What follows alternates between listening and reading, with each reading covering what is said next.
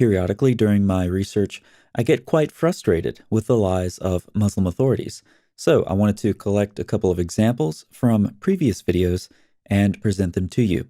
Let's start with the Gospel of Barnabas. In spite of this careful, scholarly research on the manuscript, Muslims continue to use the Gospel of Barnabas in polemic against the Bible.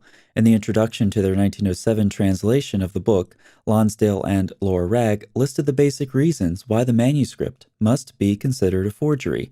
However, a number of Muslim publishing houses published the translation without the Ragg's introduction, instead claiming the book's authenticity. This Gospel of Barnabas is a Muslim polemic that should have never gotten off the ground, but it did. It's appeared in numerous Muslim books and on the lips of numerous Muslim authorities. It has been, and to some extent still is, a testimony to the fact that the dishonesty of many Muslim authorities knows little to no bounds. Next, the Quran has been miraculously preserved to the word, letter, and dot. This is demonstrably, repeatedly, overwhelmingly debunked in Muslim sources themselves, as well as by the manuscript evidence. The Muslim sources talk about lost verses, conflicting readings, conflicting numbers of surahs, canonizations centuries after Muhammad, differences within the canonized readings, and differences with the various students who transmitted those readings. We hear of reciters being beaten for using the wrong Quran and multiple destructions of Qurans that did not match the standardized version. And where have Muslim authorities been on all of this? Well, they've been busy spreading the lie of perfect preservation. This lie is so deeply embedded in the Muslim mind that many of them simply cannot conceive of anything other than perfect preservation. What these authorities lack in academic rigor, they more than make up for in rigorous dishonesty. Next, the scientifically miraculous Quran and Hadith and probably some other stuff. But this all started with an identity crisis in the Muslim world. Thus, the 20th century saw Muslim authorities form a commission dedicated to publishing material in support of the theory that the Quran and Hadith contained scientific miracles. And what came as a shock to absolutely nobody who can think critically, the scientific miracles narrative became an intellectual embarrassment. On a recent video related to this topic, I said this. In fact, I'll make a prediction. We will see some of these very same arguments in the comments under this video posted by Muslims who have been lied to by their leaders and shielded from the truth. And guess what happened? I was once again informed of the scientific miracles of Islam. Muslims, you really need to stop this stuff if you want to be taken seriously by others. It's over. It's a hoax. Quit it. Next, the Bible is completely corrupted and or lost. You'll notice a pattern in Muslim polemics. For any perceived strength in their religion, the corresponding area of Christianity against which most of their polemics are tailored has to be as bad as possible. For example, they come up with this doctrine of the infallibility of the prophets, which isn't even in the Quran, by the way. And then, since their prophets are suddenly shining examples of moral excellence, they can condemn the biblical prophets because they sinned. The Quranic prophets are therefore the best ever, which means that the biblical prophets are the worst.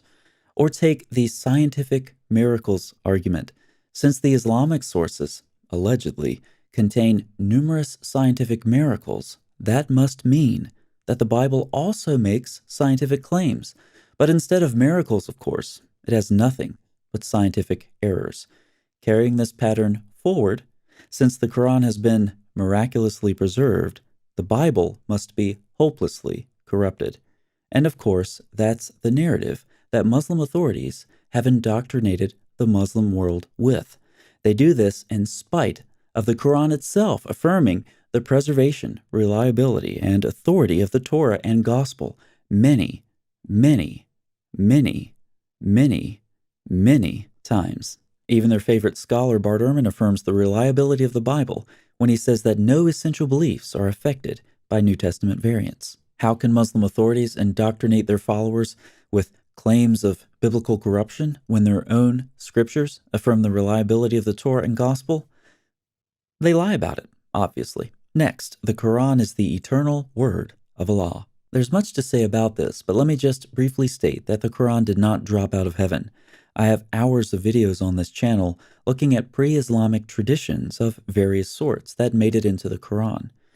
What's interesting about this material is that much of it is very conspicuous, like the mythical Solomon who has demons who dive for him, the waters of Noah's flood, how they boil, or the angels bowing to Adam.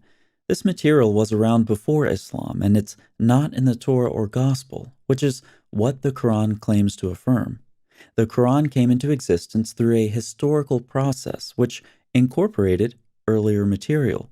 The compilation of the Quran should be seen as a horizontal process, occurring along the timeline of history, interacting with pre-Islamic tradition, not as a vertical process revealed from God, because that would be a lie. Next, attacking Christianity is not how you defend your religion. When Muslims aren't busy making the Quran say what they want it to and calling their own sources weak so they don't have to deal with them, they're busy using another very popular tactic. Muslim authorities have taught them this tactic well.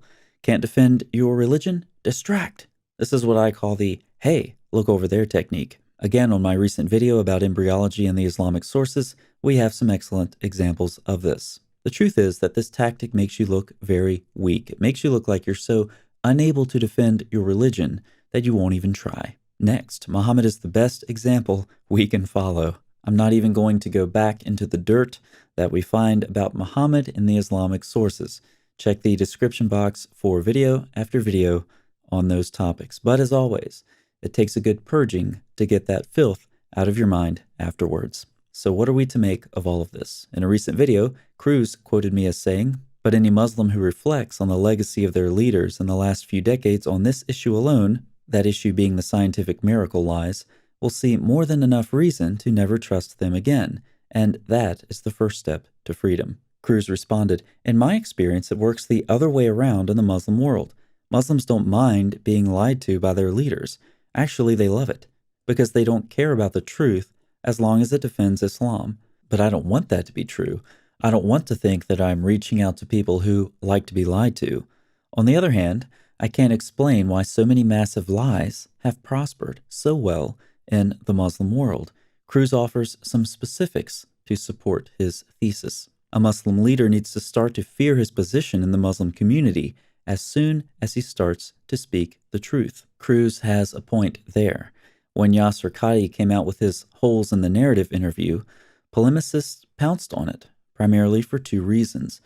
The first reason is that Qadhi appeared to be openly contradicting the lies he had preached about perfect preservation of the Quran. The second reason is that it was an example of a prominent Muslim authority being honest, although intentionally vague, about a very sensitive issue. And what happened? True to Cruz's comment, other Muslims started bashing him, not for telling a lie, but for telling the truth. So Muslims, I would challenge you to go down this list and think about two things. First, these are all popular narratives circulated by Muslim authorities. Second, they're all wrong. And there are a lot more lies that could be added. In Jesus' day, there were leaders of the people who in fact misled them.